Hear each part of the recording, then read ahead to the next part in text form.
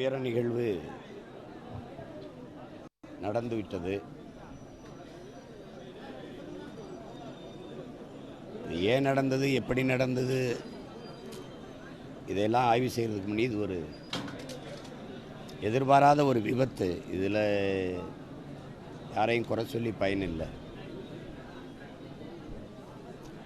குழந்தைகள், கர்ப்பிணி பெண்கள்,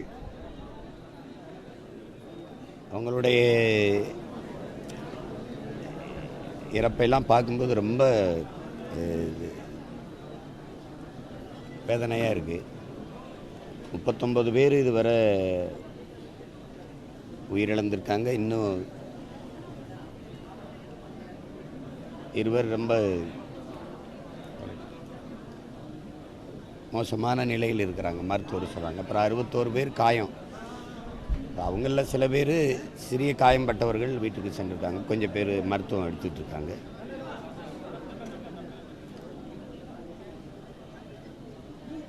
நடந்துருச்சு.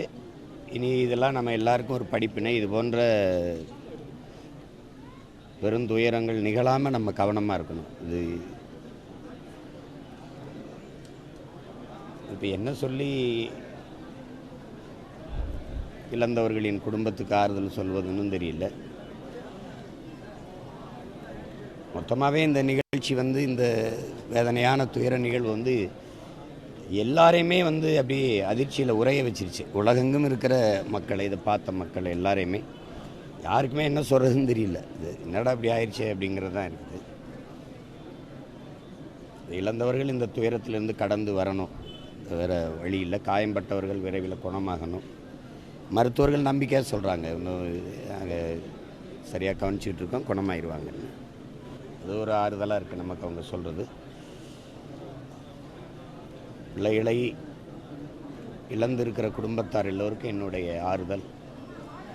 குறிப்பாக இந்த தமிழக வெற்றி கழகத்தினுடைய பிள்ளைகள், அந்த கட்சியில் இருக்கும் முதன்மை பொறுப்பாளர்கள், குறிப்பாக என்னுடைய தம்பி விஜய், எல்லாருக்குமே என்னுடைய ஆறுதலை நான் சொல்கிறேன்.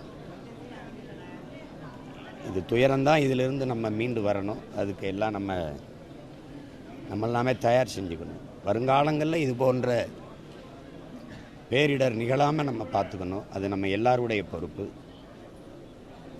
இந்த ஊடகங்களும் நீங்களும் ரொம்ப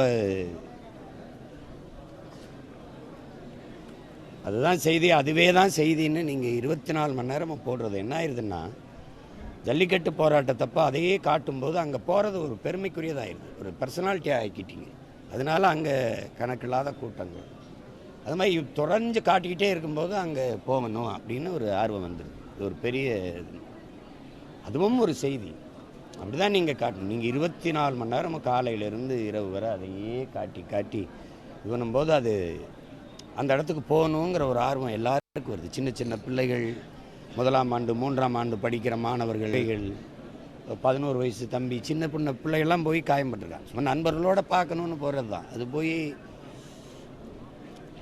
கூட்டத்தில் சிக்கி விழுந்தவங்க நெஞ்சில் மிதிச்சுட்டாங்க, எந்திரிக்க முடியல, என்னால் தூக்கி விடக்கூடாது இல்லை அப்படி அவங்க சொல்லும்போது நமக்கு ரொம்ப கஷ்டமாக இருக்குது. எல்லாருமா சேர்ந்து இந்த தவறை செஞ்சிட்டோம். இனி வரும் காலங்களில் மிக கவனமாக எல்லாருக்கும் அந்த பொறுப்பு இருக்குது. இப்போ அந்த இழப்பை இனி ஈடு செய்ய முடியாது. அது பணம் கொடுக்கலாம், நிதி கொடுக்கலாம், அது உயிரை திருப்பி பெற்றுத்தராது. அதனால் இப்போ நமக்கு வேறு என்ன இருக்குது சொல்லல, ஒன்று ஆறுதலாக இருங்க, கவலைப்படாதீங்க, அதான் இருக்குது, வேறு வார்த்தைகள் இல்லை நம்மகிட்ட. அதை தான் பதிவு செய்ய விரும்புகிறேன். உயிரிழந்த நம்ம உறவுகளுக்கு எல்லாருக்கும் என்னுடைய இறுதி வணக்கத்தை, கண்ணீர் வணக்கத்தை நான் செலுத்துகிறேன். பிளே ஸ்டோர் மற்றும் ஆப் ஸ்டோரில் இருந்து பாலிமர் செயலியை QR கோடு மூலம் பதிவிறக்கம் செய்யுங்கள். செய்திகளை உடனுக்குடன் பெறுங்கள்.